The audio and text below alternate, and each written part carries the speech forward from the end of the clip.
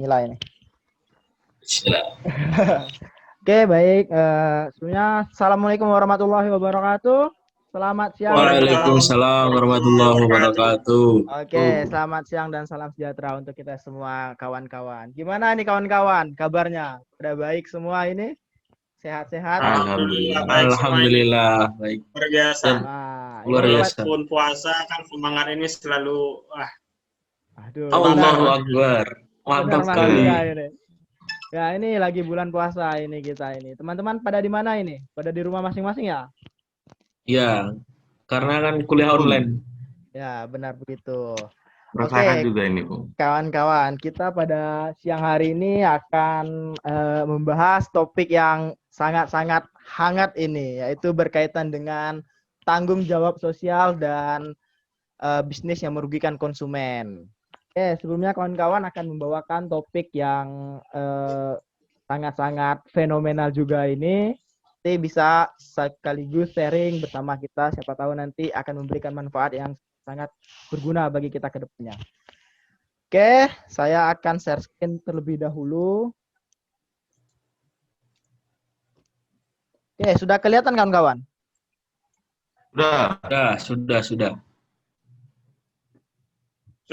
Sudah Pak Eko. Oke, baik. Bentar. Ya, kita akan membahas tanggung jawab sosial dan praktek bisnis yang... Oke, sebelumnya perkenalkan kelompok kita, nama-nama kelompok.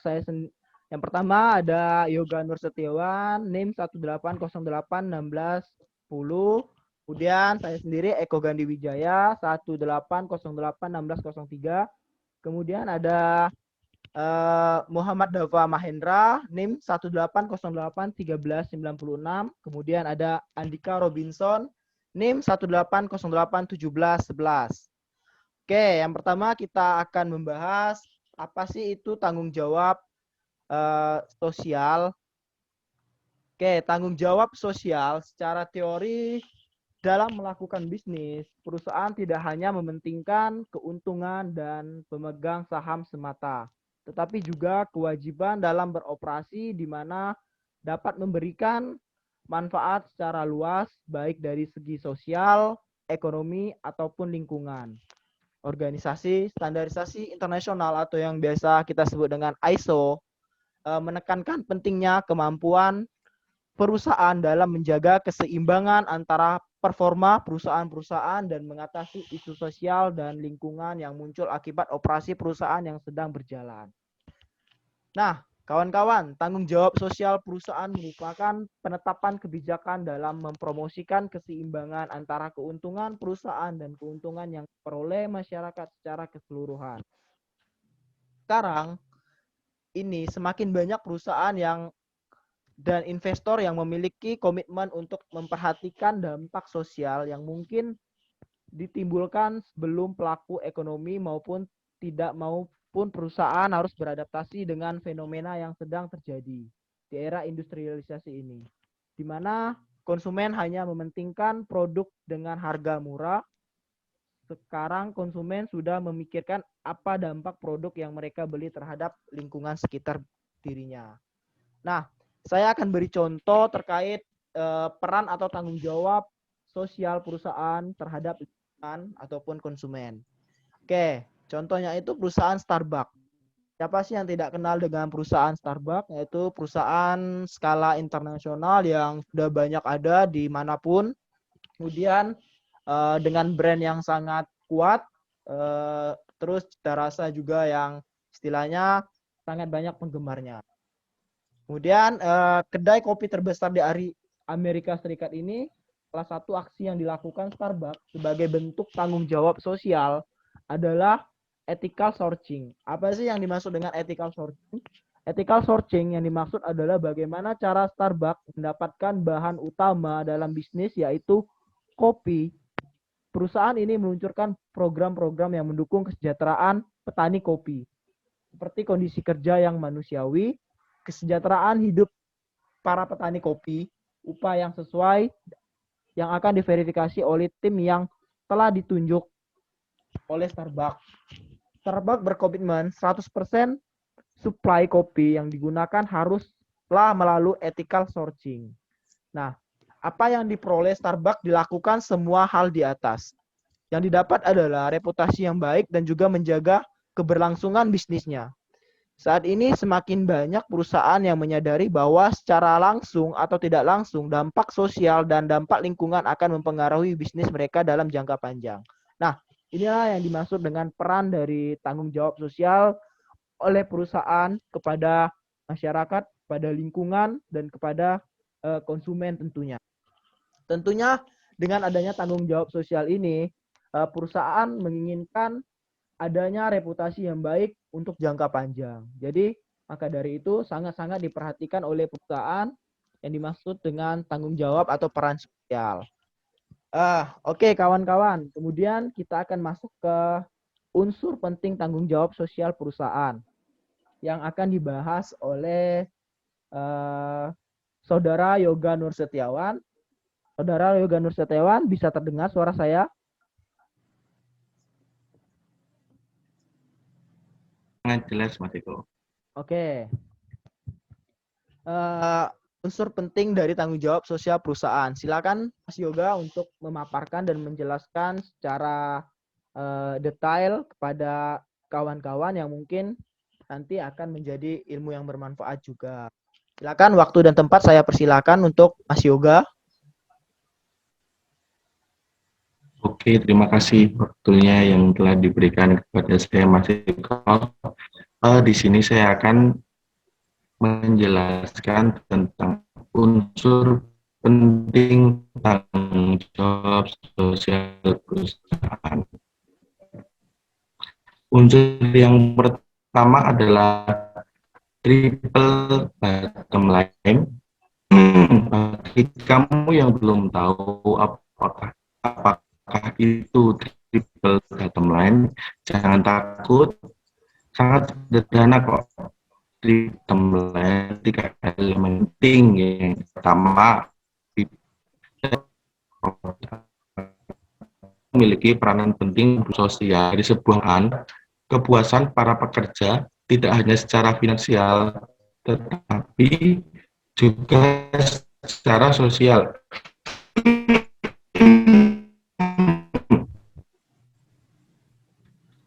Nah, berdampak pada menurunnya. Oke, untuk unsur dibutuhkan waktu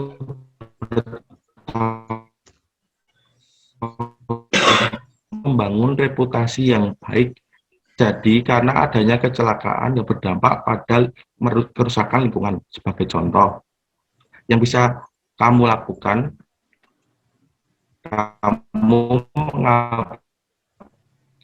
yang bisa kamu bisa contoh nyata yang bisa kamu ambil adalah bencana lumpur di Sidoarjo. Perusahaan tidak menginginkan atensi negatif baik dari konsumen maupun pemerintah sebagai pembuat kebijakan dan regulator. Nah, untuk unsur yang terakhir atau yang keempat, unsur yang keempat yaitu adalah unique branding. Program sosial yang dijalankan bisa menciptakan konsumen yang loyal terhadap perusahaan. Hal ini bisa didasari dari etika perusahaan dalam sosial ini dapat dimanfaatkan dan mencari konsumen yang baru. Nah, untuk yang terakhir, jadi tadi belum yang terakhir, ini terakhir nih, perusahaan atau di sini kita bisa katakan sebagai manajemen krisis. Manajemen krisis itu apa? Yaitu tanggung jawab sosial perusahaan dapat digunakan dalam mengatasi krisis yang timbul.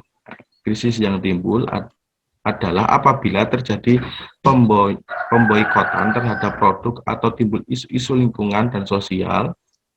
Program sosial yang telah dijalankan bisa menjadi alasan dan cara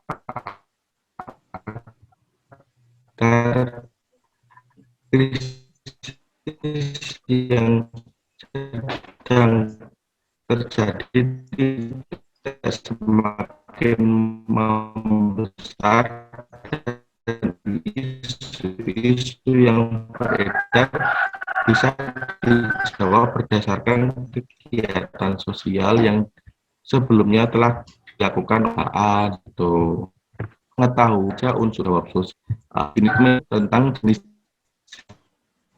sosial dari perusahaan. Teman mengetahui bahas bersama-sama jenis tanggung jawab dari perusahaan tersebut. Nah, yang pertama itu tanggung jawab sosial terhadap konsumen. Tanggung jawab terhadap konsumen bukan hanya sebatas menyediakan produk yang berkualitas saja dalam terhadap konsumennya. Dalam melakukan pemasaran produk haruslah lebih tanggung jawab. Advertising atau kesalahan dalam pengiklanan atau kesalahan dalam pemberian informasi atau pemberian informasi yang berlebihan dan produk yang ditawarkan haruslah dihindari dari perusahaan. Oke, yang menjawab hal yang selanjutnya, pelunasan tanggung jawab sosial terhadap manajemen kerja dan manusia. Pekerja bukan memiliki risiko yang sangat tinggi, maka sebagai bentuk tanggung jawab perusahaan tunjangan dengan risiko yang akan ditanggung oleh pekerja tersebut. Yang ketiga yaitu tanggung jawab terhadap lingkungan. Nah, apa sih itu tanggung jawab terhadap lingkungan? Lingkungan merupakan faktor penting tidak hanya untuk keberlangsungan bisnis perusahaan, tetapi juga manusia secara umumnya. Perusahaan yang tidak memikirkan dampak sosial dan lingkungan dari operasinya akan memperoleh reputasi yang buruk yang dapat ditimbulkan oleh perusahaan di masa yang akan datang. Nah, yang terakhir adalah tanggung jawab sosial terhadap komunitas. Apa sih itu tanggung jawab sosial terhadap komunitas? Nah, give back to community adalah kalimat yang sering digunakan perusahaan dalam aktivitas sosialnya. Hal ini dapat dilakukan perusahaan adalah memberikan layanan kesehatan gratis, membuat program-program yang bisa menginspirasi wanita, siswa, dan contoh-contohnya. Dengan melakukan hal-hal di atas akan membangun dan masyarakat bahwa perusahaan tersebut secara aktif di dalam masyarakat, seperti itu. Nah, mungkin sedikit yang bisa saya jelaskan Mas Eko terkait jenis-jenis tanggung jawab, dan yang awal tadi adalah unsur-unsur tanggung jawab. Seperti itu Mas Eko. Benar Mas Yoga, sangat menarik ini Mas Yoga ketika kita sedang membahas tanggung jawab sosial perusahaan, terus adanya unsur yang mempengaruhi terhadap tanggung jawab sosial yang tadi ada 4, ada 5 Mas Yoga telah jelaskan. Kemudian ada jenis-jenis tanggung jawab sosial dari perusahaan itu juga. Nah Mas Yoga, dari jenis-jenis tanggung jawab ini kan ada konsumen, karyawan, lingkungan, dan komunitas. Nah, kalau menurut Mas Yoga sendiri, mana sih yang paling diprioritaskan oleh perusahaan dari keempat ini? Yang paling diprioritaskan, kira-kira begitu Mas Yoga. Mungkin teman-teman juga biar ada pandangan juga Mas Yoga. Kembali lagi ke jenis perusahaan seperti apa, seperti itu. Mungkin seperti jenis-jenis perusahaan yang memiliki tingkat bahaya yang tinggi terhadap lingkungan seperti perusahaan kimia ataupun perusahaan, nah, mungkin tanggung jawabnya yang lebih itu. Nah, bagi perusahaan yang gerak di bidang, nah mungkin jawab kepala yang akan macam atau jasa yang harus berkualitas seperti itu. Jadi kembali lagi ke perusahaan itu Mas Eko. Oke, baik. Terima kasih Mas Yoga atas penjelasannya. Sangat menarik ini. Baik lagi ke jenis dari perusahaannya, terus apa usahanya, dan siapa sasaran konsumennya. Ya, benar Mas Yoga. Terima kasih Mas Yoga atas penjelasannya. Oke, kawan-kawan, kita akan lanjut ke Oke, sama-sama. pembahasan berikutnya, yaitu berkaitan dengan peningkatan ekonomi masyarakat yang akan dijelaskan oleh Mas Muhammad Dafa Mahendra. Silakan waktu dan tempat saya persilakan kepada Mas Dafa untuk menjelaskan agar teman-teman bisa lebih memahami terkait peningkatan ekonomi masyarakat dan sebagainya. Oke, sebelumnya mendengar suara saya tidak? Ya, terdengar Mas Dafa. Oke, di sini saya akan berbicara ada 3 hal. Yang pertama peningkatan ekonomi masyarakat, yang kedua jalinan hubungan dengan lingkungan sosial, dan yang tiga perolehan keuntungan lain. Nah, mungkin untuk menghemat waktu supaya efisien juga, saya akan langsung membahas tentang yang pertama adalah peningkatan ekonomi masyarakat. Pada dasarnya, CSR merupakan suatu bentuk tanggung jawab sosial yang dapat memberikan beberapa keuntungan. Adanya keuntungan ini rupanya bisa dirasakan oleh masyarakat sekitar. Jika ditelusuri secara lebih lanjut, maka akan diketahui bahwa banyak perusahaan yang menjalankan aktivitas yang baik untuk masyarakat. Bahkan salah satu keuntungannya yang bisa dirasakan oleh masyarakat berhubungan dengan peningkatan ekonomi di dalamnya. Oleh karena itu, kegiatan CSR yang dilakukan oleh perusahaan sebenarnya itu dapat memberikan dampak yang bersifat positif pada masyarakat sekitar ya. Nah, terus juga dampak positif yang termasuk peningkatan ekonomi masyarakat ini tentunya sangatlah disambut baik oleh masyarakat, terutama masyarakat yang selalu mendukung eksistensi dari perusahaan tersebut.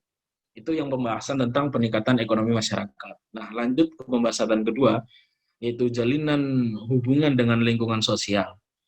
Sebuah perusahaan, termasuk perusahaan besar, sebenarnya tidak hanya berdiri untuk menjalankan aktivitas ekonominya saja. Permasalahan tidak hanya berjalan untuk mencapai keuntungannya perusahaan tersebut atau keuntungan saja dari perusahaan tersebut, tetapi secara lebih jauh sebuah perusahaan juga memiliki kewajiban tersendiri baik terhadap negara atau pemerintah dan terhadap masyarakatnya, terutama masyarakat sekitar.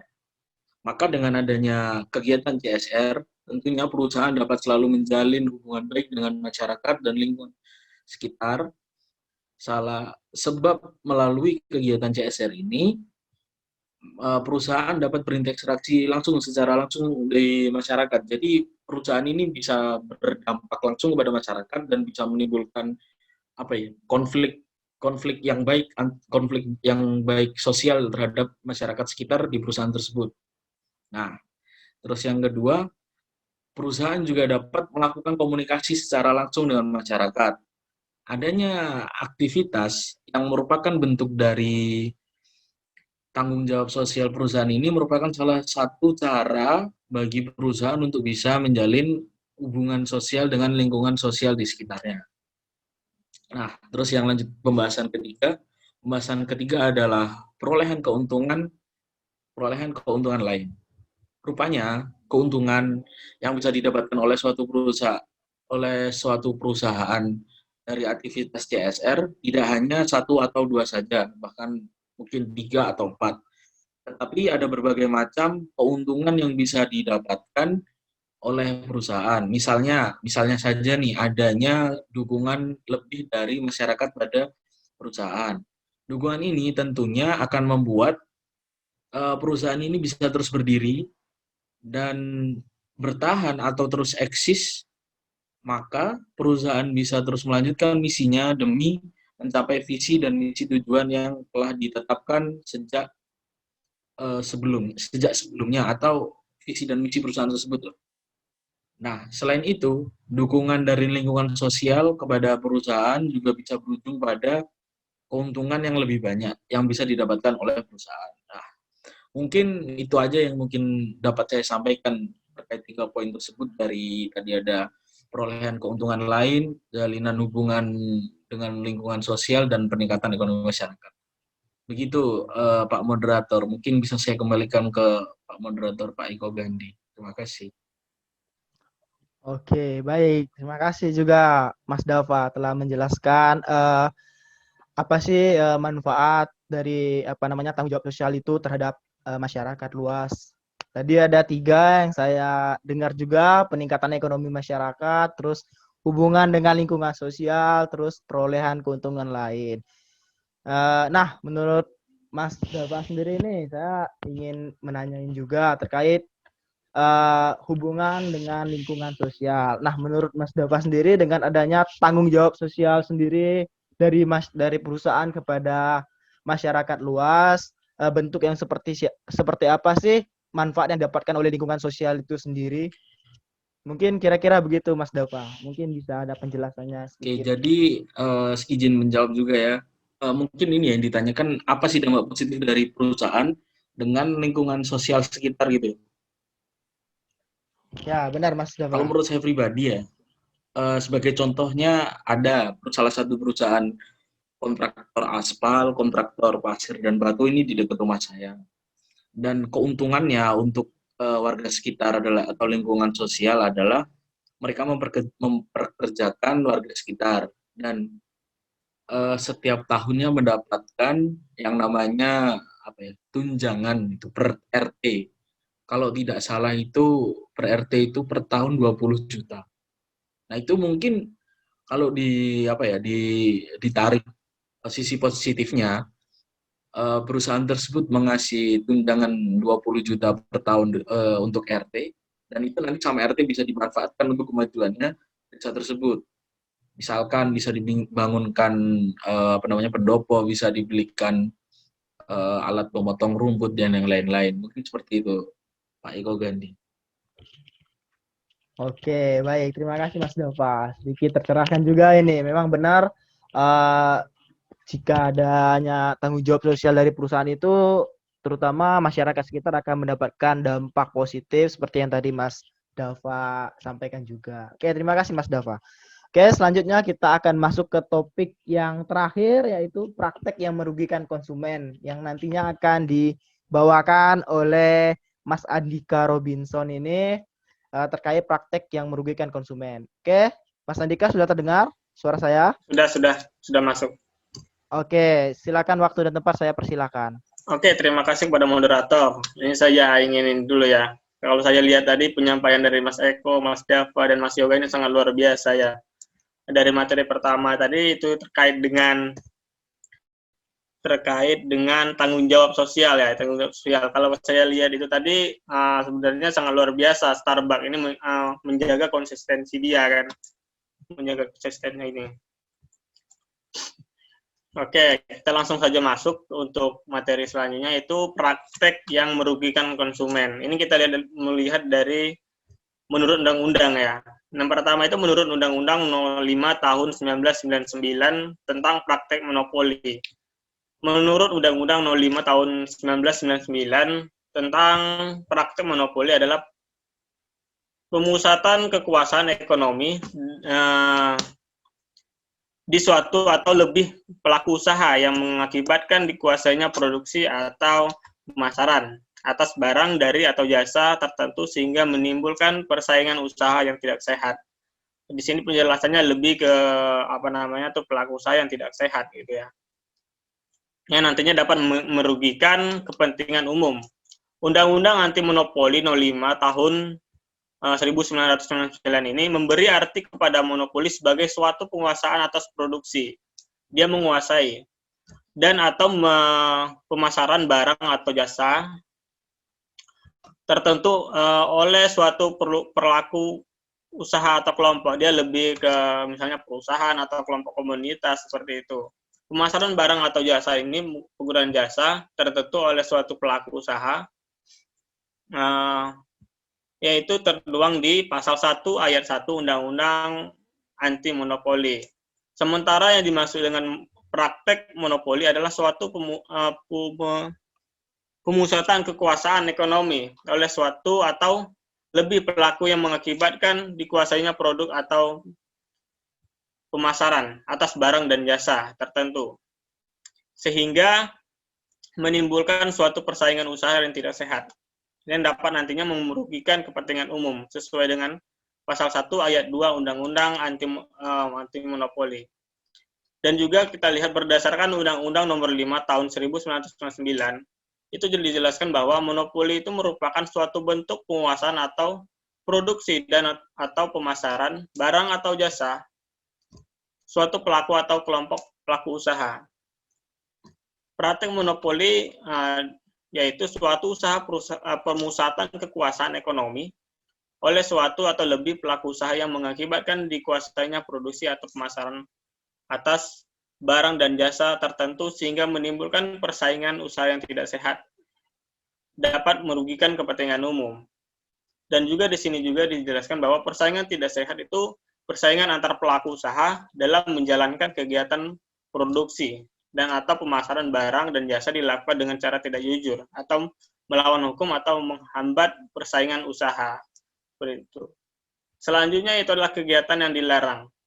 Apa saja itu kegiatan yang dilarang? Monopoli beberapa kriteria. Ada beberapa kriteria monopoli. Yang pertama yaitu adalah pelaku usaha dilarang melakukan penguasaan produksi. Pemasaran barang dan jasa yang dapat mengakibatkan terjadinya praktik monopoli dan atau persaingan usaha yang tidak sehat.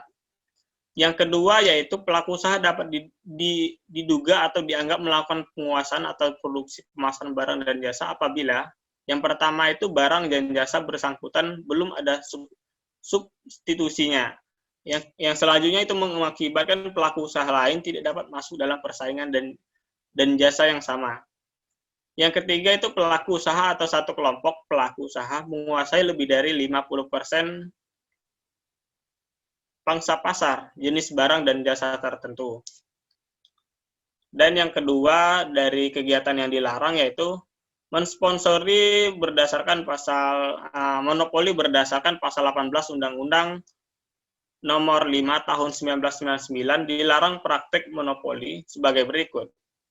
Yang pertama, pelaku usaha dilarang melakukan menguasai atau menerima pasokan, menjadi pembeli tunggal atas barang dan jasa dalam pasar bersangkutan yang dapat mengakibatkan terjadinya praktik monopoli atau persaingan usaha tidak sehat.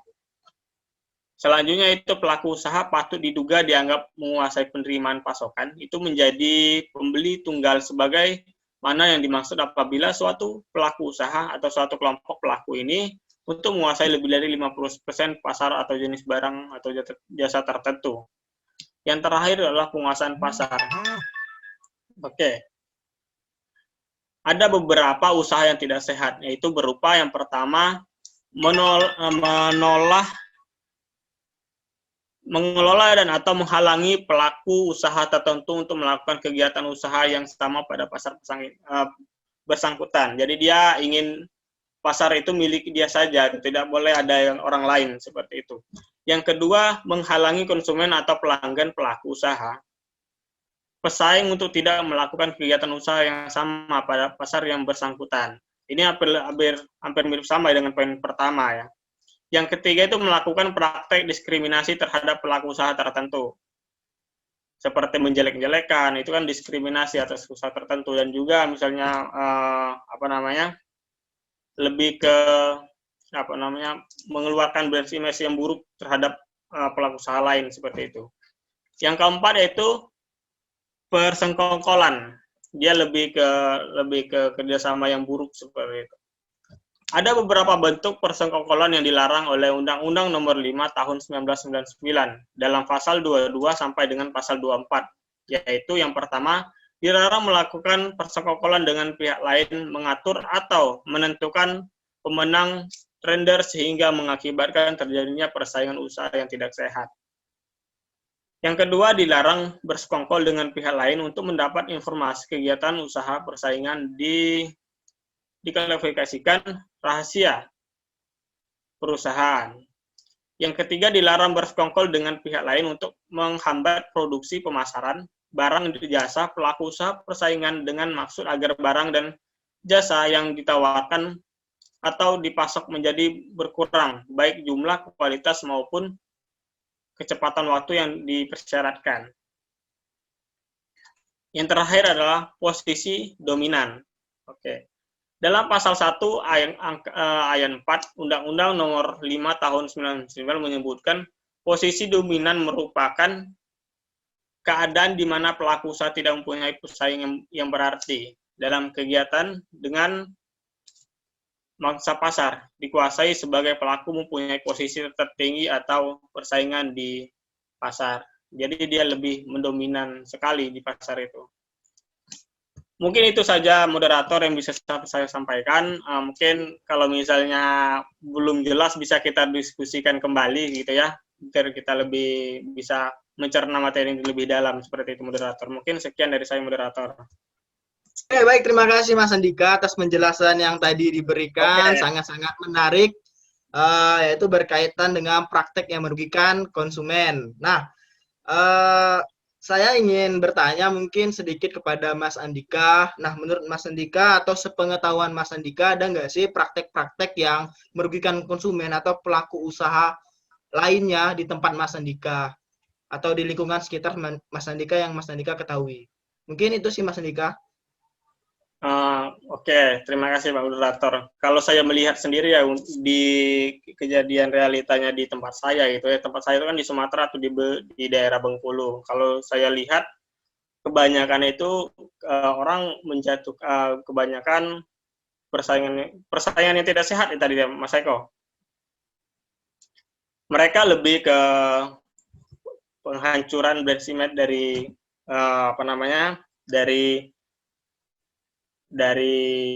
barang, bukan barang sih, lebih ke produk perusahaan lain seperti itu. Itu yang lebih mendominan di sana Pak Eko. Menurut saya dengan adanya undang-undang yang mengatur tentang hal itu, yang nantinya akan menjadi lebih baik seperti itu Mas Eko.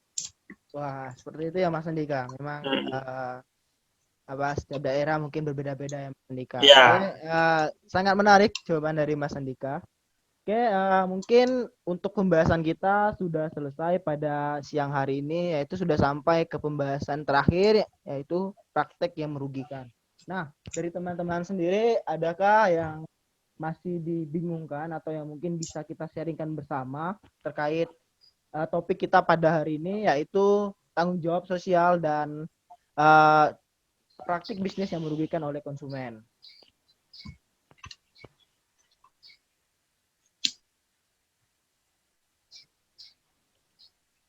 Oke, mungkin tidak ada. Oke, mungkin cukup sekian dari saya. Kita tutup saja untuk sharing kita pada sore hari ini. Sebelumnya saya mengucapkan terima kasih kepada teman-teman yang sudah mau sharing kepada kita semua terkait pembahasan-pembahasan yang tadi sudah kita bahas bersama. Semoga menjadi literasi ilmu pengetahuan bagi kita untuk kedepannya terkait tanggung jawab sosial apabila nanti kita berada di perusahaan ataupun apabila kita memilih untuk berwirausaha agar tidak terjadi praktik-praktik bisnis yang merugikan konsumen atau pelaku usaha lainnya. Mungkin itu saja dari saya. Saya pamit undur diri. Wabillahi wal taufiq wal hidayah. Wassalamualaikum warahmatullahi wabarakatuh. Selamat siang dan salam sejahtera untuk Waalaikumsalam warahmatullahi wabarakatuh.